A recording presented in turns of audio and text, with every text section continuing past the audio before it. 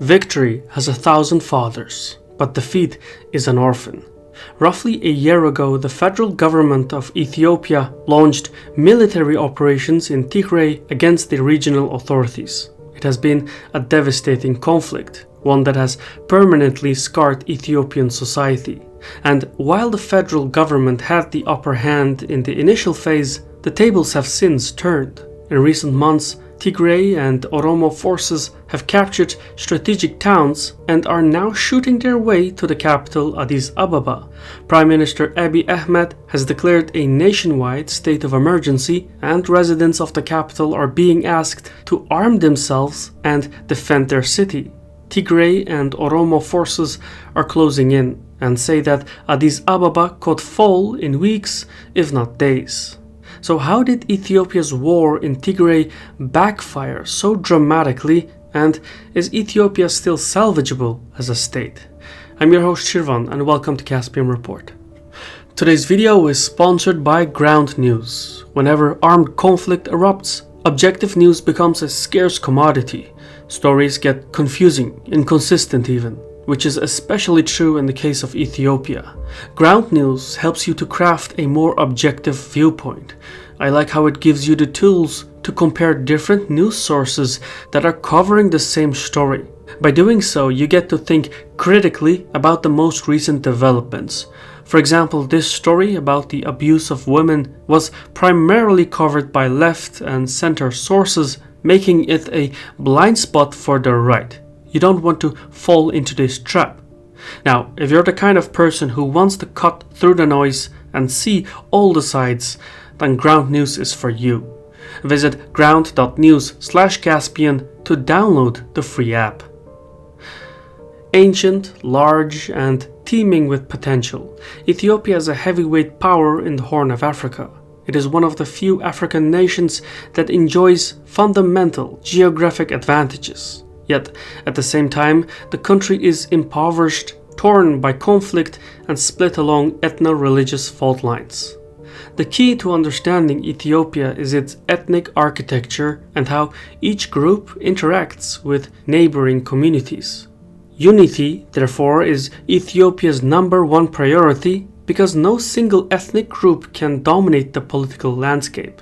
That is not because of lack of trying. Ethiopia has seen waves of identity-based civil strife with various factions trying to dictate political terms, only to be ousted by a rival faction with the same goals and ultimately with the same breakdowns.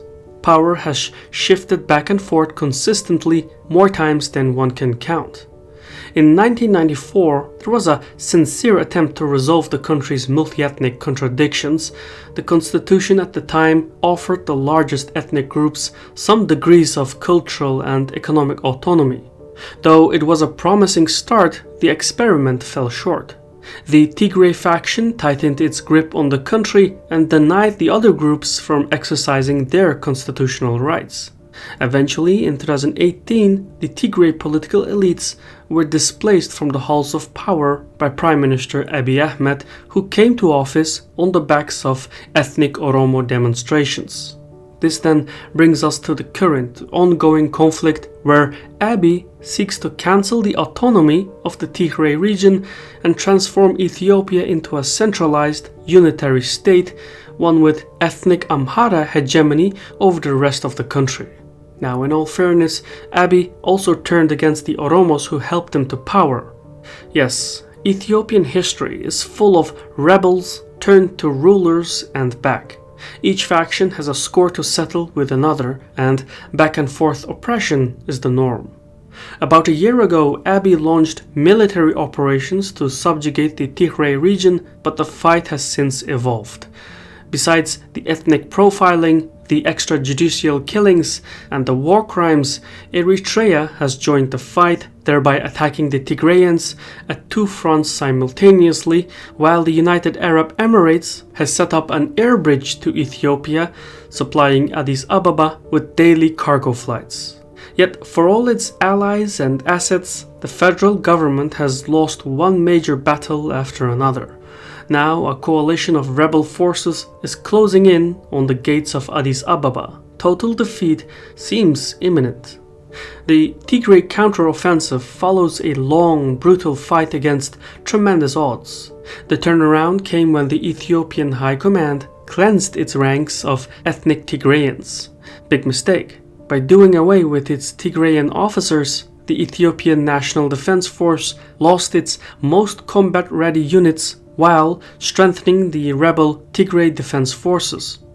It's hard to overstate the role Tigrayans have played in shaping Ethiopia. For instance, while most people will recognize Ethiopia as the only African country that was never colonized by European powers, the military leader who routed the Italians was a Tigrayan, and he won his most important battles in the Tigray region. That martial tradition has since characterized Tigrayan culture. So by cleansing its ranks of Tigrayans, the Ethiopian army effectively collapsed from within. The second turnaround in the war was when Tigray forces allied with other sectarian rebel forces operating on Ethiopian territory, most notably ethnic Oromo fighters belonging to the Oromo Liberation Front. Just like the Tigrayans, the Oromos are waging an insurgency on their home turf with the goal to exercise their self-determination. But the alliance between the two is one of acrimony. You see, back in the 1990s, when Tigray lawmakers ruled the country, they persecuted ethnic Oromos with fierce affliction. So there was no love lost between the two. Still, since October 2021, the Tigray-Oromo alliance has booked extraordinary military victories that have shifted the course of the war. As of this writing, Tigray troops are besieging the northern flank, while Oromo units are hitting from the east. Both groups have made rapid military gains, capturing strategic points and highways leading to the federal capital Addis Ababa.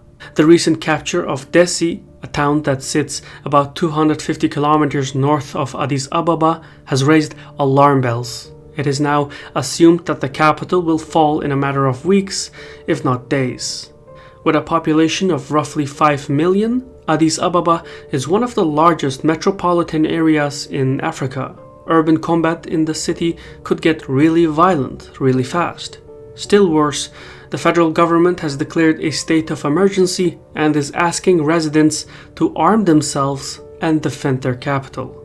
The situation is desperate, so much so that a week ago, Prime Minister Abiy transferred executive power to his deputy and then joined the Ethiopian army to lead combat operations. That stunt inspired tens of thousands of volunteers to join a new federal militia, where recruits undergo swift basic military training in readiness for a siege. However, even in the tens of thousands, the poorly trained and lightly armored volunteers are no match for the battle-hardened Tigray and Oromo units. As such, in trepidation of mayhem, foreign businesses, governments, and individuals are packing up their stuff and quitting the country. Abiy and his patrons say that they're fighting to prevent Tigray elites from taking over the country as they did from 1991 to 2018. That claim, however, makes little strategic sense. There are no spoils of war this time around.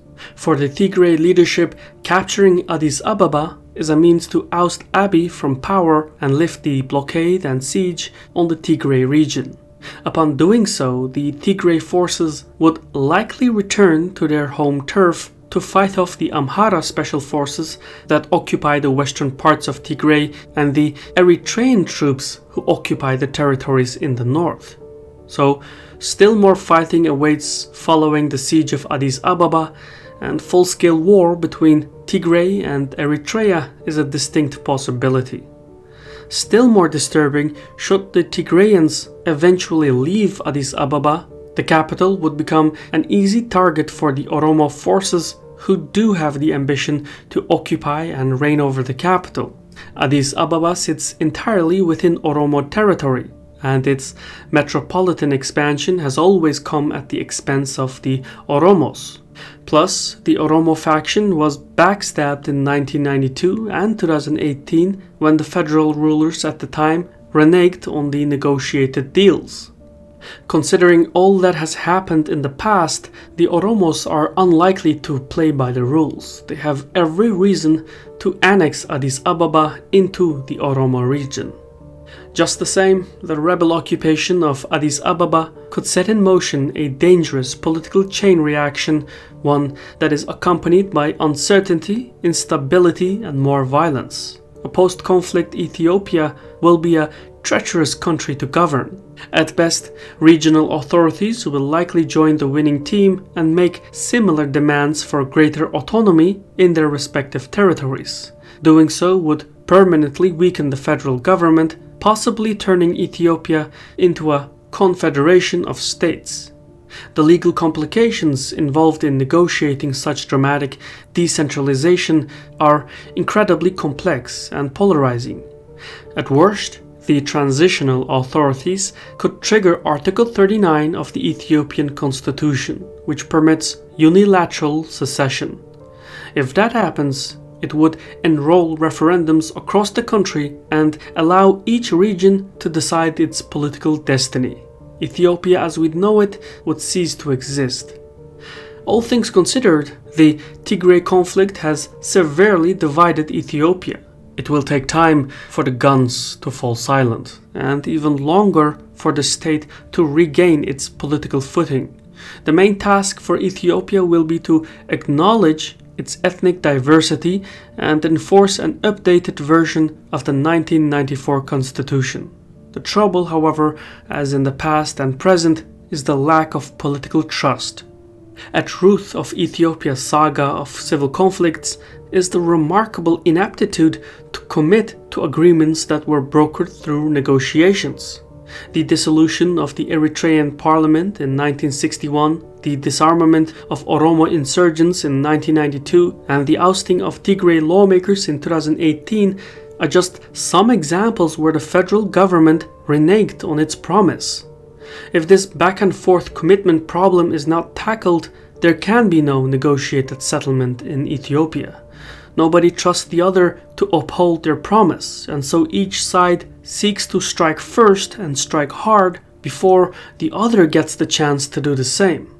However, when lawmakers decide it's no good or it can't be done, the state of affairs becomes a self-fulfilling prophecy. That narrative reproduces itself by crippling the will to act, and from that instant, the brinkmanship denies any chance of success. So, even if Prime Minister Abiy loses the war, Ethiopia at large is still worth salvaging. I've been your host Shirvan from Caspian Report. If you like what we do, please leave a like, comment and subscribe. Thank you for your time and Sahol.